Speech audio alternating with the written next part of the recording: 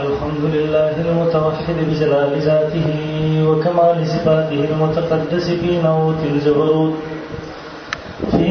الجبروت عن شوائب النقص وسماته، والصلاة على نبيه المؤيد بساط حججه وواجه بيناته بين الطاهرين وأصحابه هداة طريق الحق وهماته.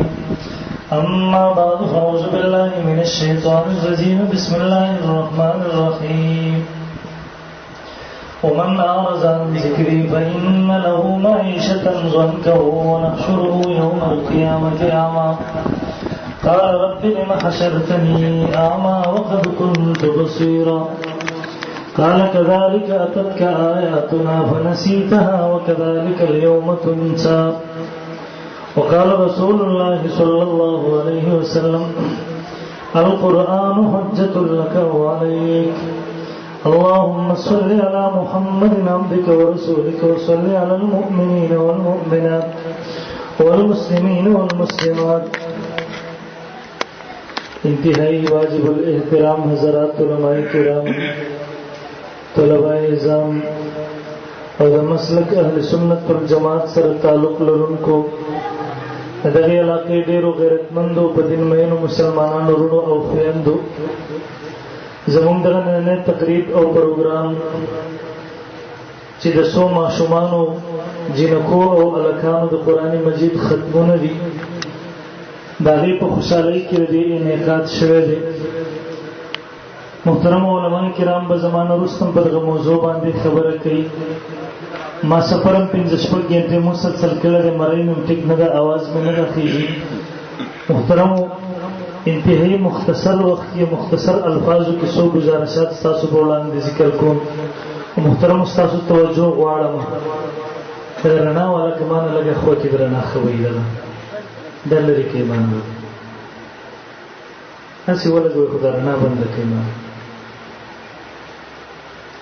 دې وخت کې محترمو که موږ او تاسو وګورو، عالمي سطح باندې نظر واچو، دې وخت کې محترمو دوه قسمه ذهنونه موږ ته په نظر باندې راځي، دوه قسمه نظریات موږ ته په نظر باندې راځي، دوه قسمه فکرونه محترمو هغه موږ ته په نظر باندې راځي.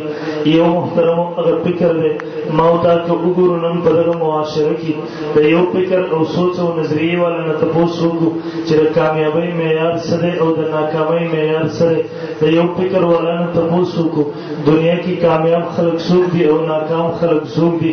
دیو به محترمو تا ته ووایي د کامیابۍ معیار هغه مال او دولت دی، د کامیابۍ معیار هغه جیداد دی، د کامیابۍ معیار هغه عہده او منصب دی، د کامیابۍ معیار هغه سفارش دی. ما محترمو کړه دې خلکو نه تپوس وکړي دنیا کی کامیاب خلق څوک دي، دی به تا ته جواب درکړي کوم انسان سره چې مال او دولت ورسره دی دا کامیاب دی، کوم انسان چې ډېر جیدادونه لري دا کامیاب دی. د دیو نه تپوس وکړي دنیا کی کامیاب څوک دی، دی وایي کامیاب هغه څوک دی چې څوک دنیا کې بینک بیلنس لري، څوک په دنیا کې سفارش او عہده لري. د دیو په نسبت باندې محترمو دغه انسان کامیاب دی. اگر کدی انسان محترمو آخرت نه لري، اگر کدی انسان د دنیا لپاره آخرت تباه کړی ولې نه دی، اگر کدی انسان د څو ورځو د خوشحالۍ لپاره د ټول عمر خوشحالۍ هغه لرې کړې ولې نه دي، د ټول عمر ذلتونه هغه په خپل سر باندې اخیستې ولې نه دي. ناوی ها محترمو دې خلکو نه تپوس وکړي ما او تا دغه د مدرسو والا دغه مدرسو ته راتلونکي خلک، دغه قال الله قال رسول ویونکي خلک، دغه الف با تا ویونکي خلک، دغه بسم الله الرحمن الرحیم ویونکي خلک، دغه جنت جهنم باسونه کوونکي خلک، دغه په ټاټونو پرشونو باندې ناس خلک، دغه په خاورو چټیانو باندې ژوند تېروونکي خلک. د دیو په باره کې تپوس وکړي یار دا خلک څنګه خلک دي؟ تا ته وایي نعوذ بالله دا ناکام خلک دي، نعوذ بالله دا کم عقل خلق دی، نعوذ بالله دا ناپوه خلق دی.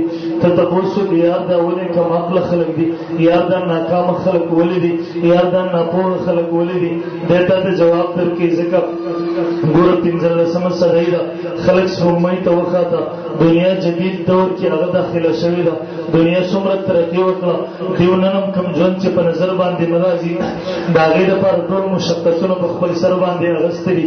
دیو نن هم چې کوم ژوند په نظر باندې نه راځي د هغې دپاره ټول پیغورونه په خپل ځان باندې برداشت کړي دي، د دنیا ټول مشکلاتو ته هغه مخامخ کړي دي خپل ځان. دیو نن هم په دغه ټاټونو چټیانو باندې ژوند